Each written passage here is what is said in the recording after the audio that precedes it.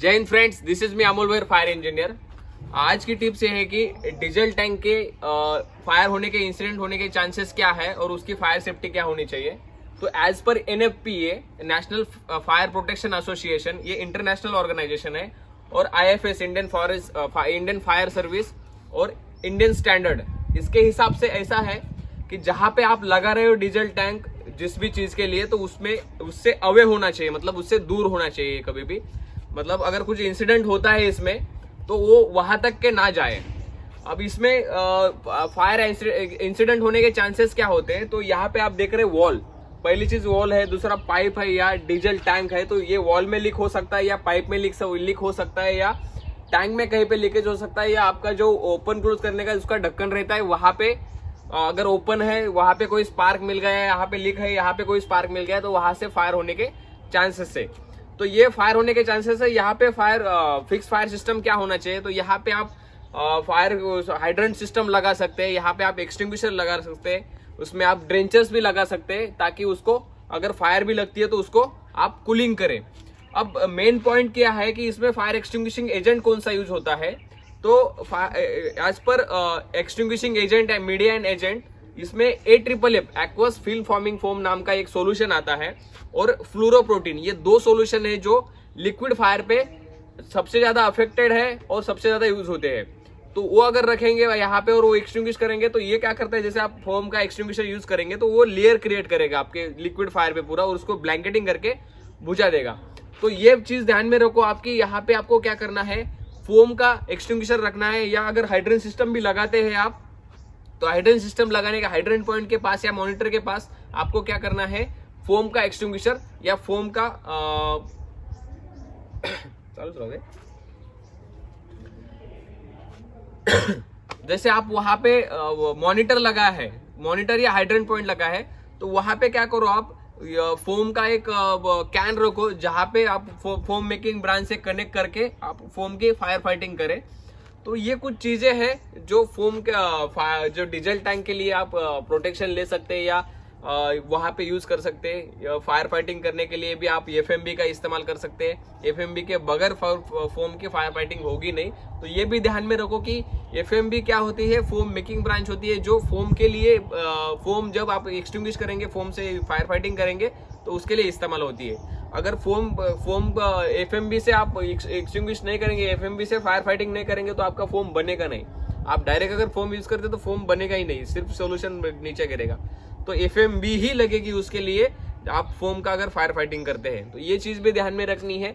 दूसरी चीज ये है कि जैसे आप यहाँ पे मेन वॉल है जो जनरेटर के लिए जा रहा है, लेकिन दूसरा ड्रेन वॉल होना चाहिए। अगर कुछ फायर लगती है कहीं पे भी, पाइप में लगे या टैंक में ऊपर में लगे, अगर उसका ढक्कन ओपन है, तो आप क्या करें, इमरजेंसी में बाकी का डीजल जो है उसको ड्रेन करें। ये भी ध्यान में रखना है आपको।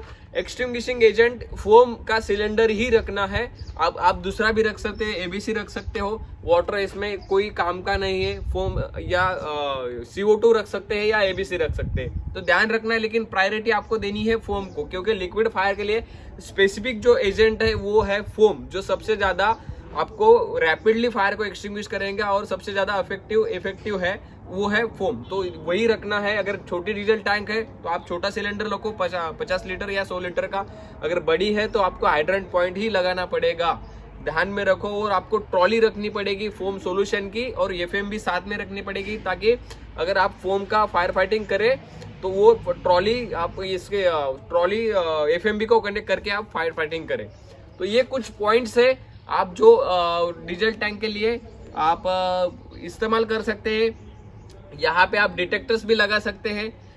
अगर कुछ स्मोक जैसे कंटिन्यूसली आप वहाँ पे नहीं रहते हैं, तो वो आप डिटेक्टर लगाएंगे। अगर कुछ स्मोक वगैरह होता है तो वहां से आपको पता चलेगा। आप या डायरेक्ट सिस्टम जैसे फ्लोटिंग सिस्टम आता है, ड्रेंचर सिस्टम आता है, ये ऑटोमेटिक कुछ चीजें हैं, स्प्रिंकलर सिस्टम आता है, ये ऑटोमेटिक ऑपरेट होने वाली चीजें, वो भी आप लगा सकते हैं।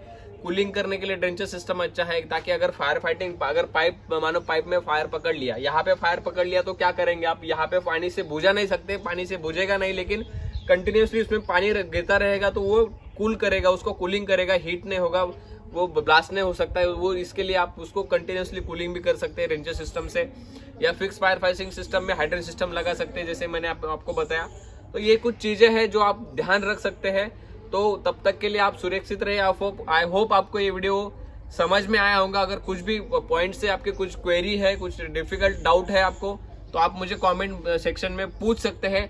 तब तक के लिए आपका खुद का ख्याल रखिए, आपके आजू बाजू का, आपके सोसाइटी का ख्याल रखिए। जय हिंद। जय Hind friends, this is me Amol fire engineer. आप यहाँ पे देखेंगे तो आपको कुछ दिख रहा होगा।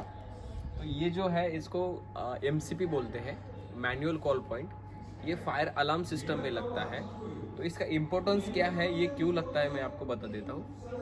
ये पहली चीज़ तो ये ध्यान में रखो कि इसको MCP बोलते हैं, मैनुअल कॉल पॉइंट। तो इसका इस्तेमाल फायर अलार्म सिस्टम में होता है, ऑटोमेटिक और मैनुअली। तो इसको मैनुअल बोलते हैं, MC मतलब मैनुअल कॉल पॉइंट। तो इसका इस्तेमाल exit, fire exit, emergency staircase, जहाँ से इवैक्यूएट होते हैं, कमर्शियल बिल्डिंग हो, रेसिडेंशियल बिल्डिंग हो, इंडस्ट्रियल, एग्रीकल्चर, कोई भी कहीं पे भी रहो, जहाँ से इवैक्यूएट होते हैं वहाँ पे लगता है ये। तो ध्यान में रखो, जैसे डिटेक्टर्स एक्टिव किए, आपने डिटेक्टर्स एक्टिव हो गया, या कभी कभार जब फिक्स फायर सिस्टम लगता है आपका, तो वहाँ पे डिटेक्टर्स एक्टिव नहीं होते, लेकिन आपको पता है फायर हो गया है, लेकिन कहीं पे ऑटोमेटिक फायर सिस्टम नहीं लगता है, वहाँ पे MCP लगता है, मतलब मैनुअल कॉल पॉइंट लगते हैं।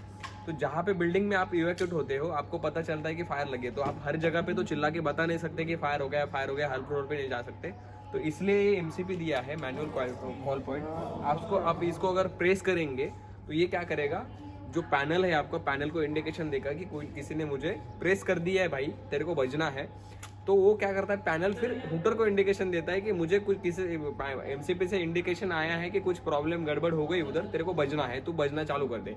तो जैसे पैनल हुटर को इंडिकेशन भेजता है तो वो चिल्लाना चालू कर देता है। तो इसका इम्पोर्टेंस यही है कि अगर आप हर एक फ्लोर पे जाके, हर एक रूम में जाके बता नहीं सकते, तो कोई भी इमरजेंसी होती है तो हर एक को सायरन जो बजता है, तो वो सायरन के थ्रू हर एक को मैसेज दे कि कुछ इमरजेंसी हो गई, कुछ गड़बड़ हो गई, आपको भागना है और आपको बाहर निकलना है।